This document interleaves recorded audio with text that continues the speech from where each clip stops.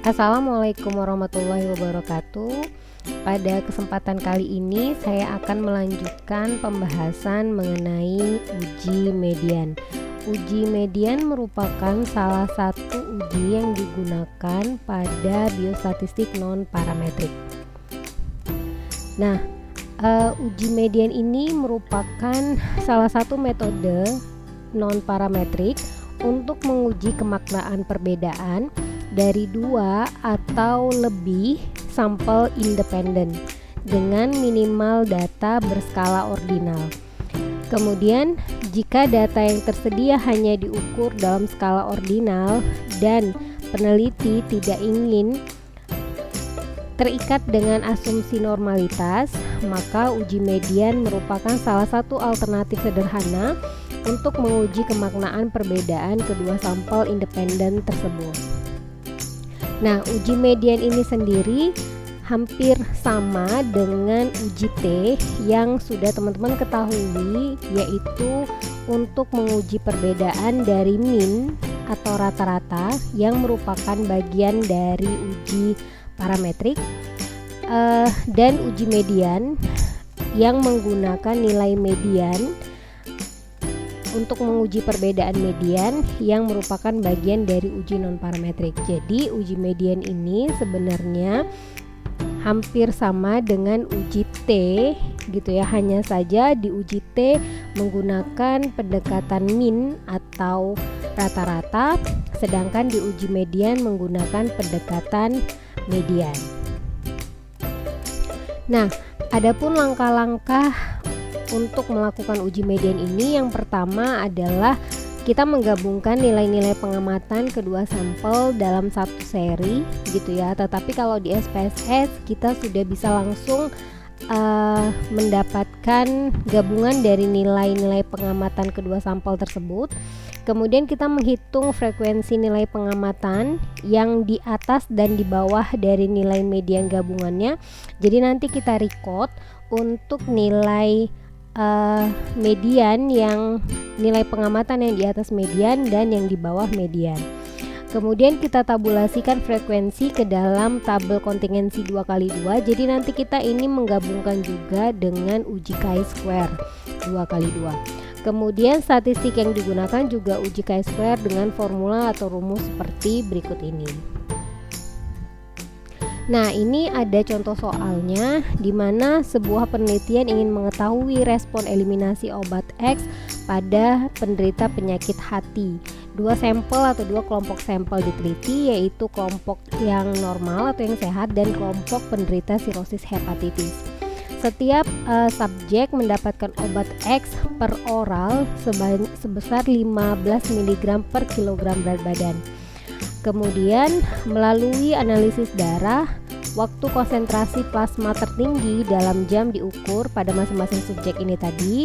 Kemudian pertanyaannya adalah, dapatkah kalian menarik kesimpulan bahwa kedua populasi mempunyai perbedaan waktu konsentrasi plasma tertinggi dengan alfa sebesar 5%?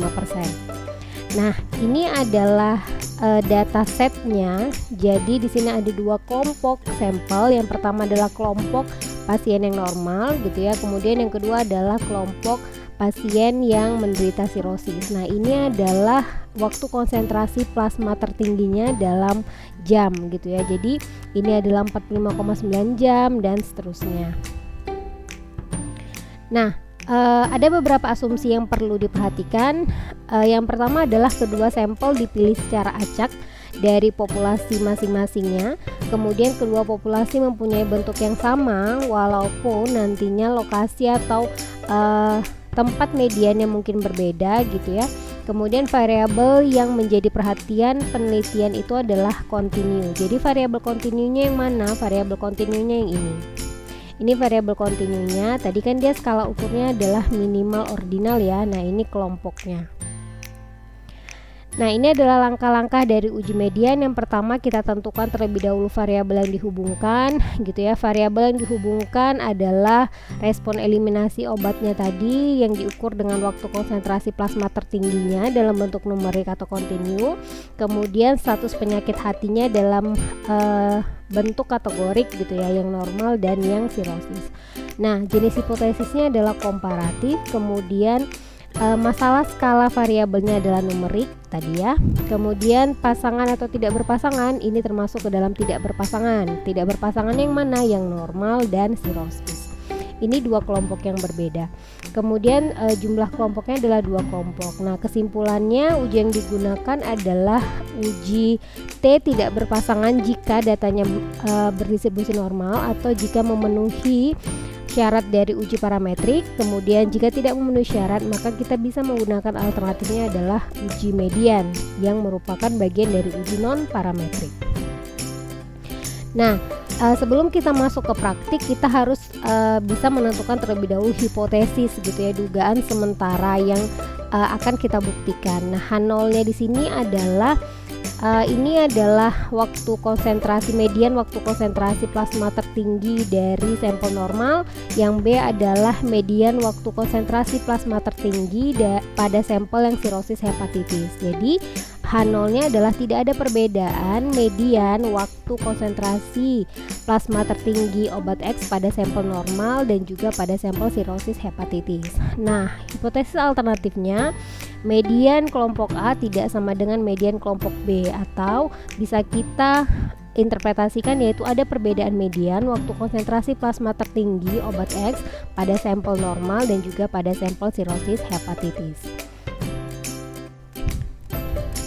Nah, ini nanti hasil dari analisis data kita. Nanti kita akan praktik, tapi nanti outputnya kita akan melakukan uji chi-square ya. Jadi nanti tahapannya akan kita praktikan.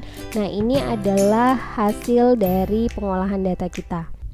Nah, tanpa berpanjang lebar lagi, kita akan praktik dengan menggunakan dataset dari uji median yang sudah diberikan di kolom deskripsi. Jadi nanti teman-teman bisa cek di kolom deskripsinya dan bisa unduh dataset uji median yang akan kita praktikkan. Ini adalah dataset dari uji median yang akan kita gunakan sebagai praktik dalam kesempatan kali ini. Jadi di sini ada dua variabel. Yang pertama adalah waktu dan yang kedua adalah kelompok. Nah, waktu ini itu menunjukkan waktu konsentrasi dari plasma tertingginya dalam jam tadi gitu ya. Kemudian kelompok di sini menunjukkan kelompok dari penderita penyakit hatinya tadi. Jadi kita beri kode 0 untuk dia yang normal, kemudian kode 1 untuk dia sirosis hepatitis tadi gitu ya. Nah, ini dia tampilan datanya. Kita buat memanjang ke bawah gitu ya, karena datanya ini adalah independen gitu. Jadi total pengamatan atau total responden kita adalah 28 responden gitu ya, atau pasien. Nah, kemudian langkah yang pertama kita menentukan dulu nilai median gabungannya gitu ya, nilai median keseluruhan pengamatan kita ini tadi. Caranya kita klik analyze, kemudian descriptive statistik, kemudian klik explore. Nah, di sini ada kolom dependent list dan ada factor list. Kita masukkan waktu konsentrasi plasma tertinggi tadi ke dalam dependent list gitu ya. Kemudian kita klik OK. Nah, ini adalah tampilan dari output SPSS kita. Nah, di sini terlihat bahwa nilai mediannya itu adalah 20,8. Nah, nanti nilai ini akan kita gunakan untuk membagi data di atas nilai median dan di bawah nilai median. Jadi kita gunakan 20,8 ini. Nah, setelah kita mendapatkan nilai median gabungannya, sekarang kita membagi dua dari variabel waktu konsentrasi plasma tertinggi ini, yang di atas median dan yang di bawah median. Caranya kita klik menu transform, kemudian kita pilih record into different variable. Kemudian kita pilih waktu konsentrasi plasma tertinggi ini yang akan kita record menjadi misalkan adalah waktu median. Kita beri namanya, kita kasih labelnya yaitu waktu setelah dikelompokkan gitu ya. Nah, kemudian kita klik change. Kemudian kita pilih old and new values. Kemudian kita pilih yang di atas median, berarti kita pilih ini range value through highest gitu ya. Yang di atas mediannya adalah 20,8. Jadi lebih besar dari 20,8 ya. Jadi kita ketikkan adalah 20,9. Ini kita berikan kode 0. Kemudian yang di bawah nilai median gitu ya, kita berikan range-nya adalah 20,8. Jadi lebih kecil sama dengan nilai mediannya 20,8, kita berikan kode 1. Oke, kemudian kita klik continue, kemudian kita klik OK. Nah, di sini di variable view-nya sudah muncul ya waktu mediannya ini tadi. Nah, kita beri keterangan kalau 0 itu adalah skor di atas median. Kemudian 1 itu adalah skor yang di bawah median. Jadi yang di bawah atau sama dengan ya, yang di bawah atau sama dengan median. Oke, kemudian kita klik OK. Nah, setelah kita selesai merecord gitu ya, merecord waktu konsentrasi plasma tertinggi ini tadi gitu ya menjadi waktu median. Sekarang kita lakukan pengujian untuk uji mediannya dengan menggunakan pendekatan uji chi-square. Caranya kita klik analyze, kemudian descriptive statistik, kemudian kita pilih cross tab. Nah, di row-nya kita masukkan waktu mediannya gitu ya, setelah kita kelompokkan tadi. Di kolomnya ini adalah kelompok sampelnya gitu ya, jadi yang normal dan yang sirosis hepatitis tadi. Kemudian kita pilih statistiknya, kita klik yang chi-square gitu ya, kemudian kita klik continue. Selnya boleh kita klik yang row gitu ya, kemudian kita pilih continue. Setelah itu kita pilih OK. Nah, ini adalah hasil cross tabulasi kita. Ini tadi nilainya gitu ya, yang di atas median dan yang di bawah sama dengan median. Kemudian untuk di chi-square testnya, nilai yang kita gunakan untuk uji median ini adalah nilai dari persen chi-square ini. Jadi ini yang kita gunakan untuk nilai mediannya gitu ya, nilai dari uji median. Dan nilai p-value-nya adalah dari nilai asimptomatik signifikan ini gitu ya, yang dari uji persen chi-square. Nah, ini adalah nilai P gitu ya, yang akan kita bandingkan dengan nilai alfa kita tadi.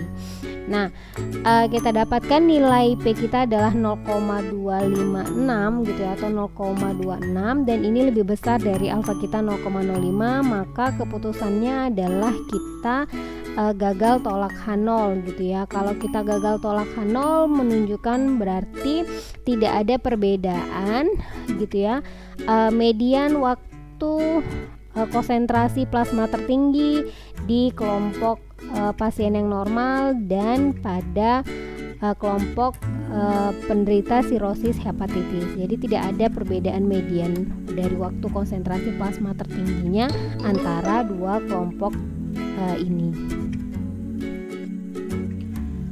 Nah, tadi kita sudah bersama-sama mengikuti praktik penggunaan uji median. Berikut adalah sumber referensi yang bisa digunakan, yaitu dari bukunya Bapak Bisma Murti gitu ya, penerapan metode statistik non parametrik dalam ilmu kesehatan, atau teman-teman juga bisa menggunakan link bantuan gitu ya dari yang disediakan oleh SPSS 26 gitu, atau SPSS berapapun gitu ya, melalui www.ibm.com. Nah, demikian penyampaian saya mengenai uji median. Saya akhiri, terima kasih. Wabillahi taufiq wal hidayah. Wassalamualaikum warahmatullahi wabarakatuh.